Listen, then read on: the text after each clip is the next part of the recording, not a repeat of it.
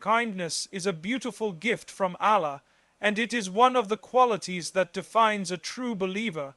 We are taught to be gentle, compassionate, merciful, and forgiving, and indeed, the Quran and the Sunnah are filled with examples of this. But kindness in Islam is not without boundaries.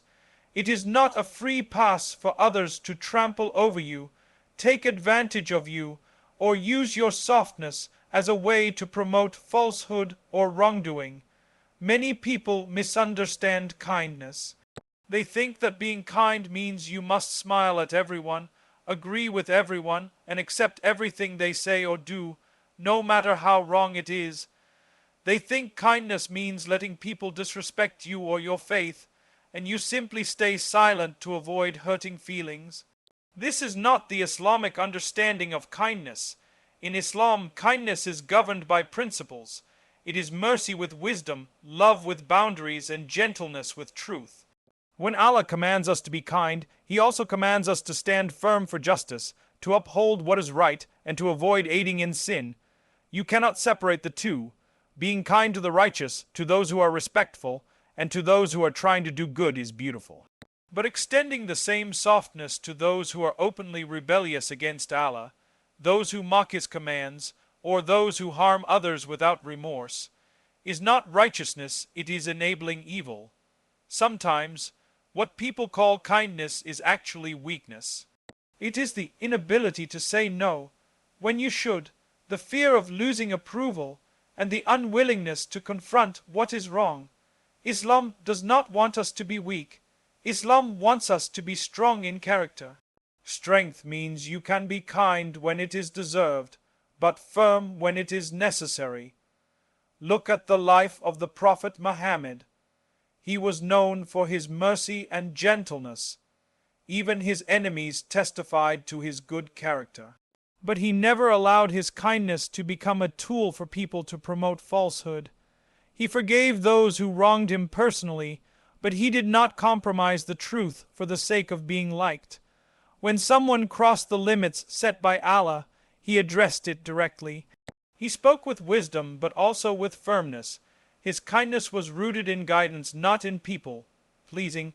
This is why we must be careful about how we use kindness. If we are soft with someone who is doing wrong, thinking we are being nice, we might actually be helping them continue in their wrongdoing. Our silence can be taken as approval. Our smile can be taken as encouragement. And on the day of judgment, we will be asked if we stood for the truth when it mattered. Sometimes, people will accuse you of being harsh when you simply speak the truth. They might say, "Where is your kindness?" when you refuse to support their wrong actions. This is because they want a version of kindness that comforts them in sin rather than corrects them towards obedience. True kindness is not about making people feel good all the time. True kindness is about caring for their ultimate well-being, which includes their eternal life in the hereafter. If you see someone walking towards a cliff, you don't keep smiling and saying, "Do whatever makes you happy." You shout, you call them back, you may even pull them away. It might upset them in the moment, but you know it is for their own good. That is kindness with wisdom. This also applies to our daily interactions. Some people are toxic, manipulative, and harmful. They drain your energy, waste your time, and pull you away from Allah. Islam does not require you to keep being kind to them at the cost of your own faith and peace. You can be respectful without being close. You can be civil without giving them your heart. The Quran teaches us to distance ourselves from those who mock the religion, who invite us to sin, or who make fun of the commands of Allah. If you keep showing endless kindness to such people, hoping they will change, but they only use it to get closer and influence you negatively, then you are harming yourself. Protecting your heart is also part of your duty to Allah. Kindness also does not mean equal treatment for everyone. The Quran teaches us that believers should have a special bond with one another. Your deepest loyalty should be towards those who share your faith and values. This doesn't mean you are cruel to others. but it means your priority, your compassion, and your sacrifices are for those who respect Allah's commands. When you treat a believer and a disbeliever who mocks Allah in exactly the same way, you are ignoring the very distinctions Allah Himself has made. This is why kindness in Islam is not blind, it is intentional. It is given where it can nurture goodness, heal wounds, and promote truth. At times, kindness may look like giving advice that someone doesn't want to hear. It may look like walking away from a harmful relationship. It may look like refusing to join in activities that go against Islam, even if that makes you unpopular. And at times, kindness is simply choosing silence when speaking would add fuel to someone's arrogance, but that silence is accompanied by a firm inner boundary that protects your values. The key is to remember that kindness is for the sake of Allah, not for the sake of being liked. When your kindness is for Allah, you will know when to extend it and when to withhold it. You will not be swayed by guilt, trips, peer pressure, or emotional manipulation. In the end, kindness in Islam is not a weakness that everyone can exploit. It is a strength that is guided by faith. It is the ability to be gentle with those who deserve it, patient with those who are struggling, forgiving with those who repent, but also the courage to stand firm against falsehood, to protect yourself from harm, and to refuse to help anyone in something that displeases Allah. This balance is what makes kindness truly powerful. Without boundaries, kindness loses its value. With boundaries, it becomes a light that guides and a force that protects. The Prophet was the embodiment of mercy, yet his mercy was never without principle. He was sent as a mercy to the worlds, but this mercy had depth, purpose, and boundaries. It was never the kind of softness that allowed wrong to go unchecked, nor was it the kind of gentleness that feared confrontation when the truth was at stake. People sometimes imagine that the Prophet was endlessly tolerant of everything, that he smiled at every act and stayed silent in the face of every wrong just to keep the peace. This is far from the reality. His kindness was deeply rooted in his mission of calling people to the worship of Allah and guiding them to what is right. He knew that real kindness meant leading people to the truth, even if they resisted, even if they became angry, and even if it cost him relationships.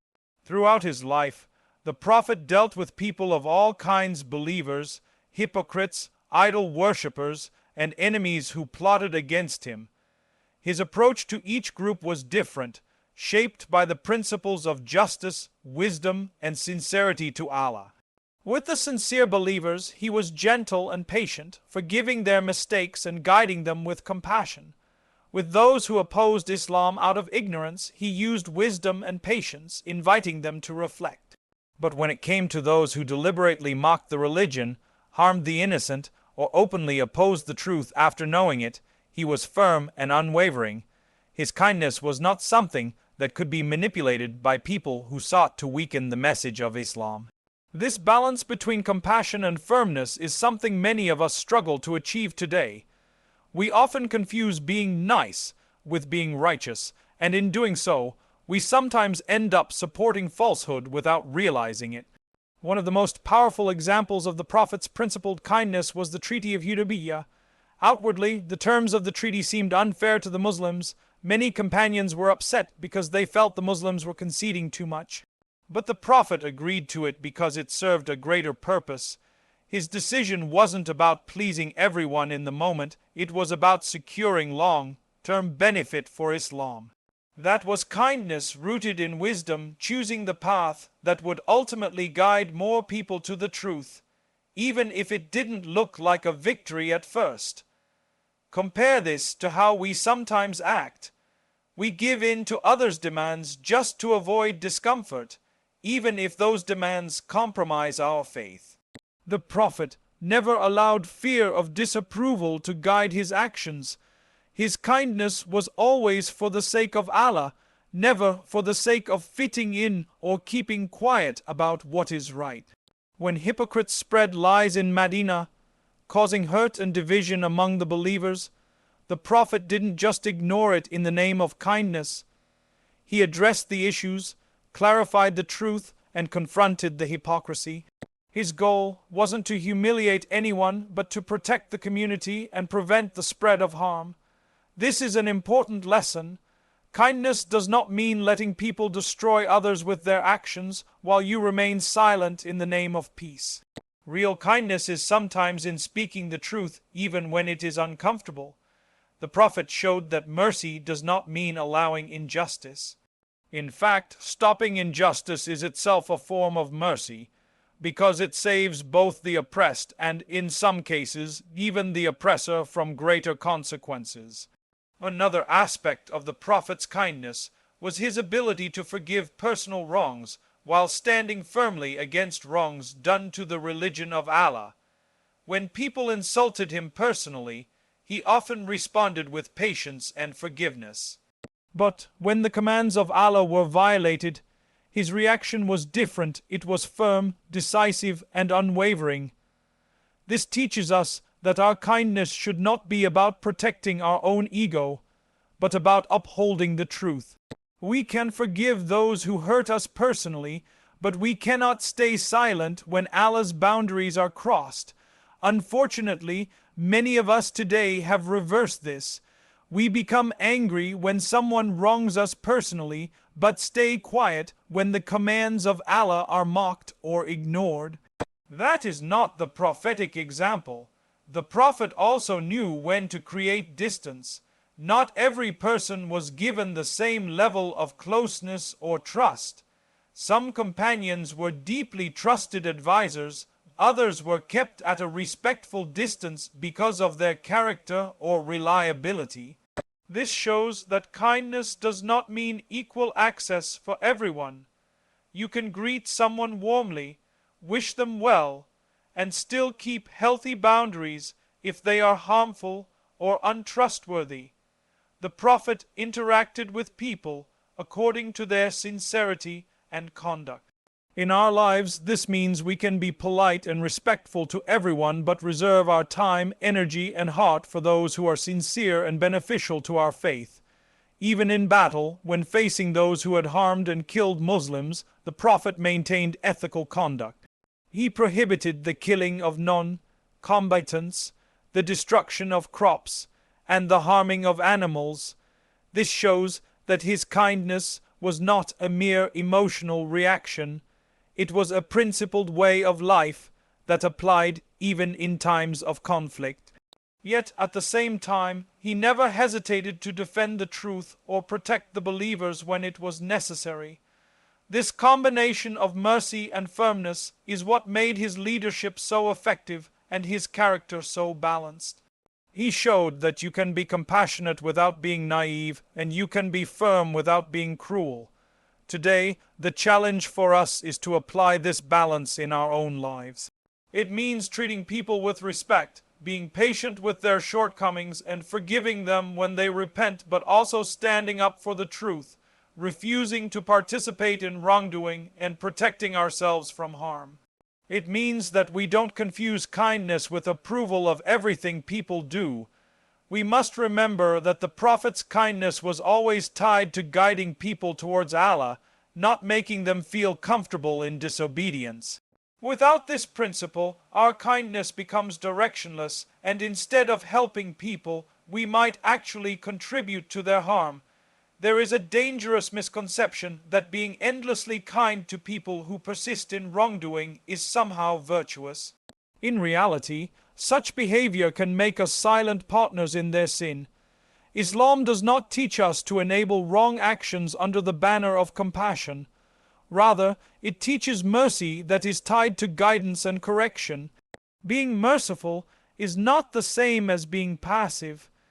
If you see someone continuously harming themselves or others through sin, and you remain quiet because you don't want to upset them, you are allowing them to continue on a path that leads to destruction.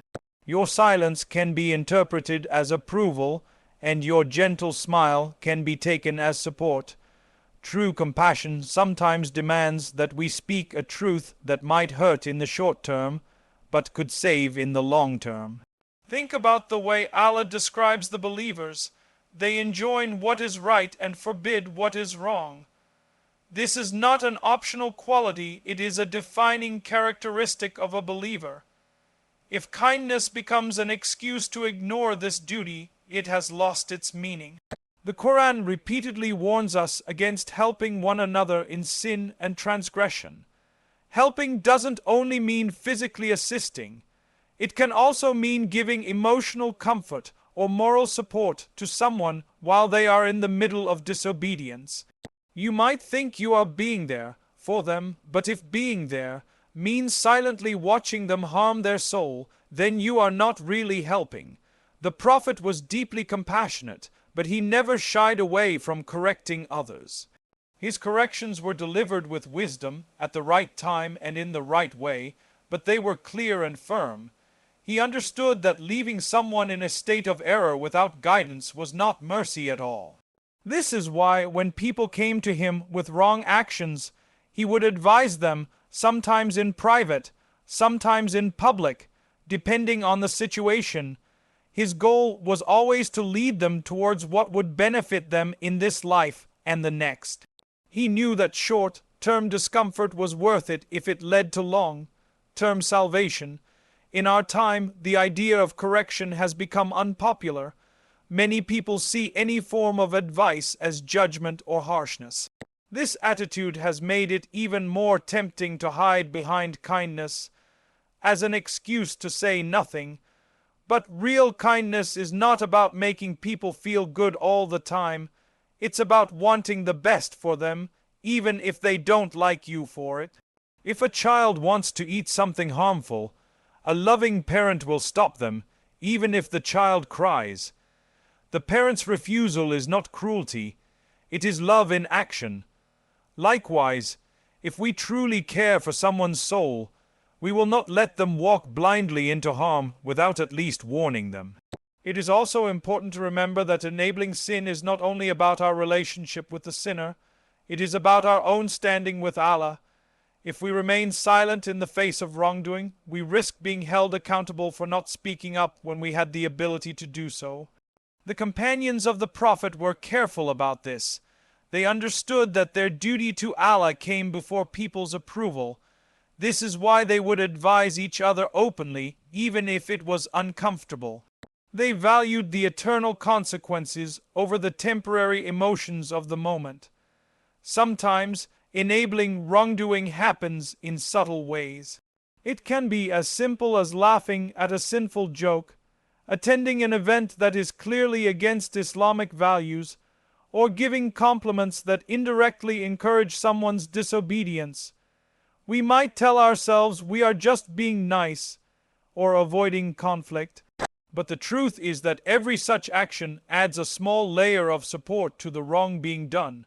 Over time, this normalizes the sin in the eyes of others and in our own hearts. Islam teaches us to guard our hearts and tongues carefully because they are tools that can either build righteousness or strengthen falsehood. The balance lies in combining mercy with firmness. Mercy means you don't humiliate or attack a person when they are wrong. Firmness means you still make it clear that the wrong is wrong. You can lower your voice, choose your words wisely, and approach with empathy, but the core message must remain. This action displeases Allah, and for your own sake, it should be stopped. That is how the Prophet corrected people. He didn't drive them away with unnecessary harshness, but neither did he let them believe that their wrong actions were acceptable. In the Quran, Allah tells us the story of Prophet Shu'aib and his people. They were engaged in cheating in trade. Shu'aib addressed them kindly but firmly, warning them of the consequences of their actions. He didn't say, "I'll be nice and let them do what they want." His kindness was in giving them the chance to change, even though most of them rejected his message. This shows us that the measure of kindness is not whether the other person accepts what we say, but whether we fulfill our duty to convey the truth. At times, you may lose friendships or face criticism for not supporting someone's wrong actions. This is part of the price of standing for the truth. The Prophet faced insults, rejection, and hostility from people he cared about deeply, but he did not change the message to please them. If we want to follow his example, we must accept that kindness without truth is not kindness at all, it is abandonment disguised as care. To enable someone in sin is to silently watch them harm themselves and pretend that we are helping. Real mercy is guiding them back, even if it is the harder path for us. Our loyalty as believers is first and foremost to Allah and His commands, not to people's preferences or emotions. This is a principle that must govern all of our interactions, because when loyalty shifts from truth to relationships, we open the door to compromise. Many times, people will pressure you to choose friendship or family ties over standing for what is right. They might tell you that refusing to support a wrong action is a sign of disloyalty or lack of love. But Islam teaches us that the truest form of love is guiding someone to obedience to Allah, even if that guidance is unwelcome in the moment. It is easy to confuse kindness with blind loyalty, but the Quran makes it clear that the believers are those who love for the sake of Allah and hate for the sake of Allah. That means our standards of support and opposition are tied to His commands, not to personal attachment. The Prophet demonstrated this unwavering loyalty to Allah throughout his life. He treated his family and companions with great kindness, but when they erred, he corrected them without hesitation. He never allowed personal closeness to become a reason to overlook wrongdoing. When a noblewoman from the Makhzum tribe committed theft, some companions suggested that she be spared the prescribed punishment because of her status. The Prophet became visibly upset and declared that previous nations were destroyed because they let the rich and powerful go unpunished while holding the poor accountable. His loyalty was to justice, not to personal or tribal relationships. This is a powerful reminder that being fair sometimes requires us to stand against those we love when they are wrong. And that is a form of kindness far greater than silent approval. It is important to realize that prioritizing Allah's commands over personal feelings is not cruelty. It is the highest form of sincerity. If you see a friend doing something that displeases Allah and you stay silent just to protect the friendship, what you are really protecting is your own comfort, not their soul. You are valuing temporary harmony over eternal consequences. On the other hand, if you speak up even gently, you are showing them that you care enough about their hereafter to risk losing their approval. This is real loyalty because it seeks their ultimate benefit rather than their momentary satisfaction. There will always be situations where standing for the truth means losing the favor of people you care about. This is one of the greatest tests of faith. It could be a family member asking you to participate in something clearly forbidden, a colleague expecting you to cover up wrongdoing, or a friend who wants you to approve of a choice that goes against Islamic values.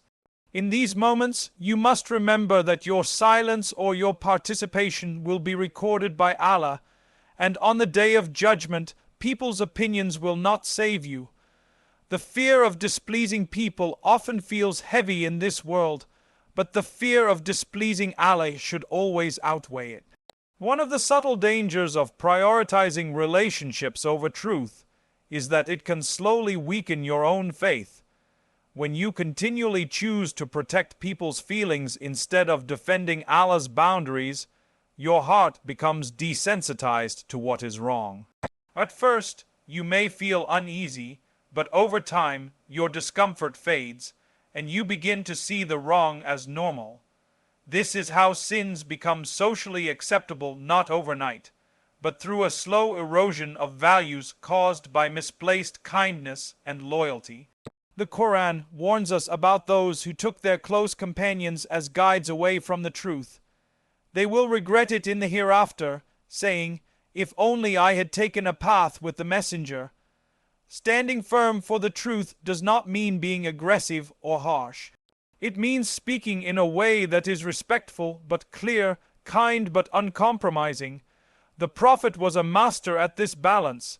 When he corrected people, he did so with wisdom and gentleness, but he never left room for doubt about what was right and wrong. He understood that people might dislike him for it in the moment, but he was concerned with their eternal outcome, not temporary approval. Following his example means learning to deliver truth in a way that is digestible, but without diluting it to make it more palatable. This principle also applies to the way we choose our close companions. Islam teaches us to surround ourselves with those who remind us of Allah and support us in righteousness. If your inner circle is filled with people who pressure you to compromise your values in the name of kindness, you will find it harder to remain steadfast. The Prophet likened a good companion to a perfume seller. Even if you don't buy perfume from him, you still benefit from his pleasant scent. A bad companion, on the other hand, is like a blacksmith's furnace. Even if you are not burned, you will be affected by the smoke and smell. This analogy shows us that loyalty to truth must also shape who we allow into our closest circles.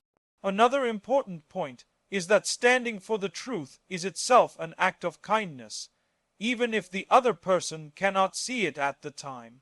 Many of the companions initially resisted Islam or disliked certain rulings, but they later became grateful to the Prophet for never compromising the message to please them. They realized that his firmness had saved them from greater harm. This should encourage us to remember that our duty is to plant the seed of truth, even if we never see it grow. People may reject it now, but Allah can open their hearts later. Your responsibility is to be loyal to what is right, not to guarantee immediate acceptance.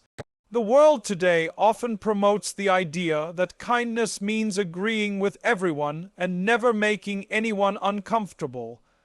But Islamic kindness is rooted in sincerity to Allah, which means sometimes saying what others don't want to hear. It means valuing someone's eternal life over their temporary comfort. It means standing by Allah's commands even when it costs you relationships. When you understand this, you see that real loyalty is not about protecting people from discomfort. It is about protecting them from harm in the hereafter, and protecting yourself from becoming a silent supporter of what Allah has forbidden. Sometimes the most merciful thing you can do for someone is to be firm with them.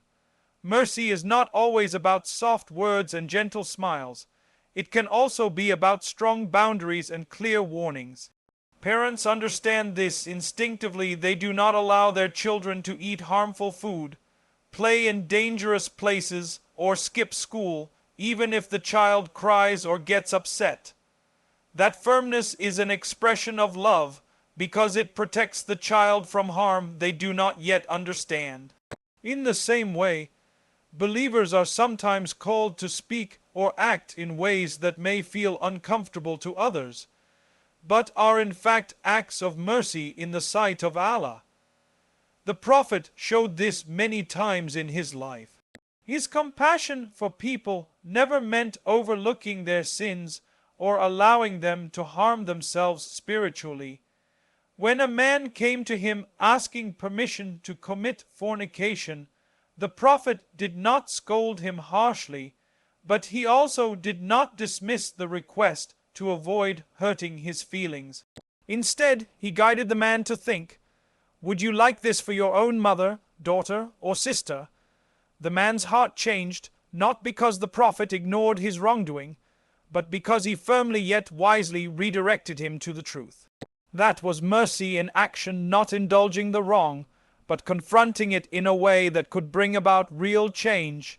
Firmness in mercy also means being consistent.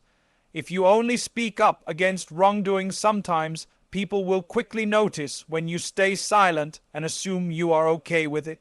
This selective firmness weakens the message and makes it look like your principles can be set aside for convenience. The Prophet was consistent in his approach, whether dealing with the poor or the powerful, friends or strangers. His firmness was not rooted in anger or pride, but in a deep commitment to protecting people from harm and upholding the commands of Allah. This consistency built trust among his companions, who knew he would not change his stance to please anyone. In our time, firmness has become an unpopular quality. People often label it as harsh or judgmental, without considering the intention behind it. But there is a vast difference between being firm out of arrogance and being firm out of love for someone's soul. When your firmness is motivated by genuine care, it will be coupled with wisdom, patience, and a willingness to help the person change. It will not be about humiliating them or proving you are right. It will be about protecting them from something that could harm their relationship with Allah. This is why the Quran describes the believers as being stern against the disbelievers and merciful among themselves. The sternness was not cruelty, but a refusal to compromise the truth in the face of falsehood. Firmness can also protect the community as a whole. Wrong actions, if left unchecked, spread quickly and begin to influence others.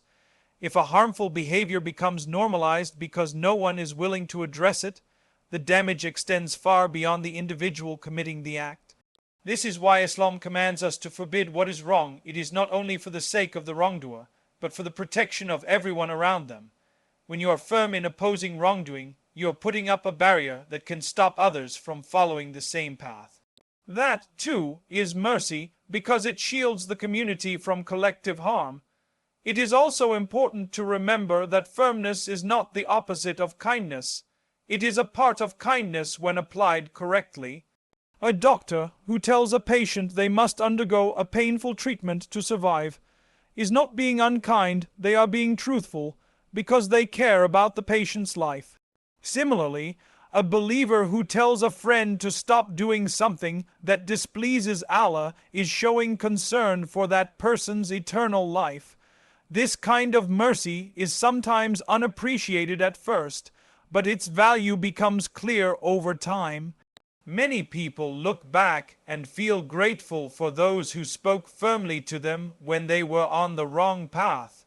The Prophet also taught that firmness must be proportionate. Not every wrong requires the same level of response. Sometimes a gentle reminder is enough. Sometimes a direct warning is needed. And sometimes a clear refusal to participate in something is the only option. Wisdom lies in knowing which approach will most effectively protect the person and the truth. But in all cases, firmness should never come from a place of personal anger or ego. It should come from sincerity to Allah and genuine care for the other person. One of the challenges of applying firmness as a form of mercy is the fear of losing relationships. You might worry that if you speak up, the person will become distant or even cut ties. This fear is natural, but it should not outweigh your duty to Allah. The Prophet faced this many times. People walked away from him, mocked him, and rejected his message because they did not want to hear the truth. Yet he never changed the message to keep their friendship. If we believe that Islam is the truth, we must be willing to lose temporary relationships rather than watch someone walk towards eternal loss without warning them. Firmness also teaches others to respect your boundaries. When people know you will not compromise on certain values, they are less likely to try to involve you in things that go against them. This is not only beneficial for your own faith, but it can also inspire others to take their own boundaries more seriously. You may not realize it, but your willingness to stand firm could be the reason someone else finds the courage to do the same. In this way, firmness becomes a form of silent dawah, showing that it is possible to be compassionate without being permissive. The world often portrays mercy as unconditional acceptance, But Islam's understanding of mercy is richer and wiser. It recognizes that sometimes love means saying no, setting limits, and holding someone accountable. The Prophet embodied this balance perfectly, showing that you can be soft-hearted without being soft on falsehood. Firmness, when guided by sincerity and wisdom, is not an obstacle to kindness, it is one of its most powerful expressions. Not everyone is entitled to your kindness, attention, or trust. In Islam, kindness is a beautiful quality, but it is not meant to be given blindly or without discernment. Your time, heart, and energy are all trusts from Allah, and you will be questioned about how you used them. If you spend them freely on people who drain your faith, harm your peace, or constantly invite you towards sin, you are not being virtuous, you are being careless with what Allah has entrusted to you. Islam teaches us to be generous, but also to be wise. There is a difference between helping those in need and repeatedly offering yourself to those who exploit your goodness. The Prophet was known for his generosity and compassion, yet he also showed us that not everyone should be given the same level of access. He would warmly greet people, show respect, and fulfill their rights, but when it came to close companionship and trust, he was selective. His inner circle was made up of those who were sincere, loyal, and beneficial to the cause of Islam. This shows us that kindness does not mean unlimited availability. You can be polite and respectful to everyone while still guarding your heart and time for those who uplift you and bring you closer to Allah. One of the reasons Islam encourages this balance is because constant exposure to harmful influences can affect your own faith. The heart is sensitive, and even if you do not adopt someone's wrong behavior, repeated interaction with it can make you less bothered by it over time. This slow erosion of values often happens when we allow people into our lives without setting boundaries. We think we are being nice by allowing them unlimited space, but in reality, we are putting ourselves at risk. Protecting your iman sometimes means reducing contact with certain people, even if they are part of your family or long-time friends. This does not mean we treat others with arrogance or cruelty. Islam prohibits cutting people off unjustly or treating them with disdain. The balance is to remain civil and just, but to manage your closeness wisely. The Quran tells us not to sit with those who mock the religion until they change the topic, not because we are better than them, but because staying in such a setting without objection can make us complicit. The same applies to any situation where people are persistently engaging in wrong. Kindness in such cases might mean excusing yourself rather than silently approving their actions through your presence. Another point to remember is that kindness should be an investment in what pleases Allah, not a currency to earn the approval of people. When we give kindness to everyone without distinction, we risk giving it to those who use it to further their own harmful aims. If a person consistently encourages you to neglect your obligations, pulls you towards disobedience, or mocks your efforts to improve, they are not deserving of your close attention. The Prophet taught us that a believer is not stung from the same hole twice, meaning we should learn from experience and avoid putting ourselves in situations where we are repeatedly harmed. Part of guarding your kindness is learning to say no without guilt. Many people find it difficult to refuse requests because they fear appearing selfish or unkind. But in Islam, refusing something that will harm you or encourage wrongdoing is not selfish. It is responsible. Your kindness should be purposeful, directed towards those who will benefit from it, or towards situations that will earn Allah's pleasure. This intentionality ensures that your kindness remains a means of worship rather than a tool for others to misuse. It is also essential to recognize the difference between being kind and being used. Kindness is when you help someone in a way that benefits them and pleases Allah. Being used is when your help only enables harmful patterns to continue. If you always rush to fix someone's problems without addressing the root cause, you may be preventing them from facing the consequences that could lead to change. The Prophet's kindness was never enabling, it was empowering. He helped people in ways that encouraged them to grow, improve, and become self-reliant. This is the model we should follow. Your kindness, time, and trust are like valuable resources. If you keep pouring them into places where they are wasted, you will have less to give to those who truly need them. There are countless people in the world who could benefit from your compassion: the poor, the oppressed, the lonely, the struggling believer who needs encouragement. By guarding your kindness from those who would misuse it, you make it available for those who will value it and perhaps be inspired to pass it on. The company you keep also influences how your kindness is spent. If your closest companions are people who value righteousness, they will encourage you to use your time and energy wisely. They will not demand your constant attention for trivial matters, nor will they expect you to compromise your values for their comfort. On the other hand, if your companions are careless with their own time and faith, they will likely be careless with yours as well.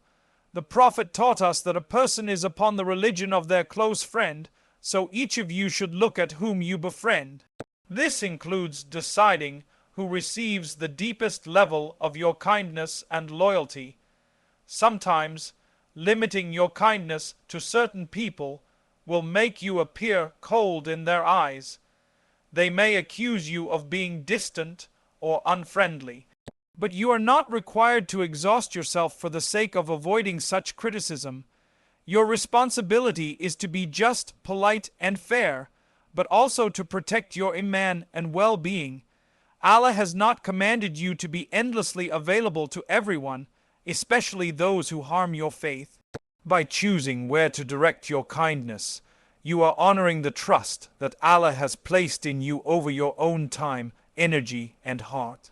In the end, kindness in Islam is about balance, giving freely to those who need it and will benefit from it, while guarding it from those who will misuse it or use it to harm your deen. This approach keeps your kindness pure, purposeful, and a source of reward, rather than a tool for others to exploit.